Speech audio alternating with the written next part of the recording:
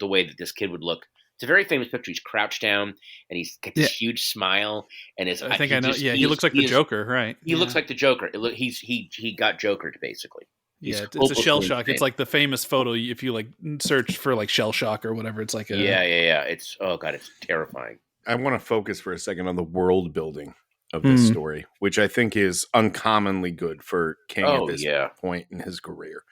There's just so much shit happening like just to the side of what we're focused on in this story. And I think it's probably his best overall short story. My favorite is still Crouch End from Nightmares and Dreamscapes, where he went full fucking Lovecraft, and I wish there was a whole book of that. Here we go. It's so fucking good. What do you think about Crouch End, real quick? I'm going to interrupt myself. I love the fact that he puts like all great weird tale writers like F. Marion Crawford and who wrote the Clock and August Heat. God, he was so good. They have people encounter the otherworldly that don't have maybe the language or the poetry to quite describe it, but in describing it more simply, it makes it scarier. So when the guy is saying like the world's like a basketball and some part the little edges get rubbed and that's where this, and you're like, oh fuck, like that. Yeah, he's right, but it's such a crude way to describe otherworldly cosmic horror that it makes it even scarier. It's so it precisely has how two British cops might describe, a situation like this.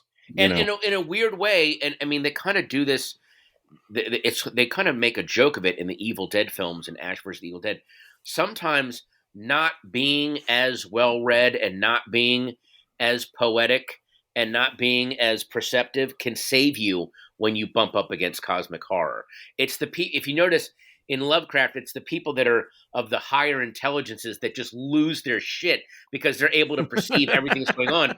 But if you're just a British beat cop, you're like, oh, it's like a basketball, that the sides get rubbed and the things get in. What are you going to do? Like, that actually saves him in a weird way. That makes him function better in the world, and there's something so beautiful about that.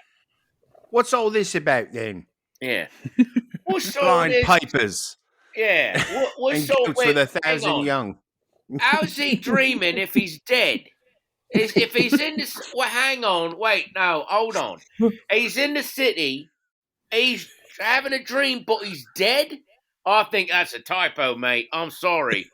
I think you bunged that one up a little bit, right? I mean, it ain't half wrong there, right? I'll suss you out for a start. Like, it's just like that's what saves him. My mum had a goat. It had 42 children. By the time of it, her back end looked blown out like the bottom of Fred Flintstone's car. Yeah. There's no way this one had 1,000. 1,000. And what, he's living in the woods? I'll pull the other one there, mate. No. Where's he getting his food? I'm sorry, no.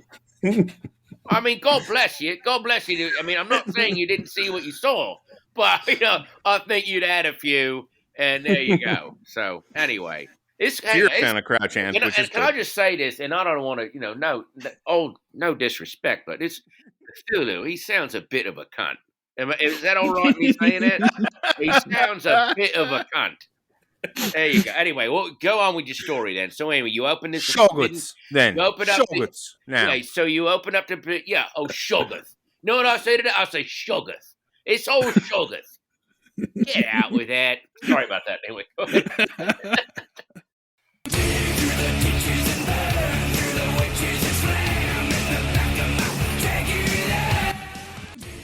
Yes, the sound of Rob Zombie's mating call. It means it's time for our mid-roll ads. Once again, sponsored by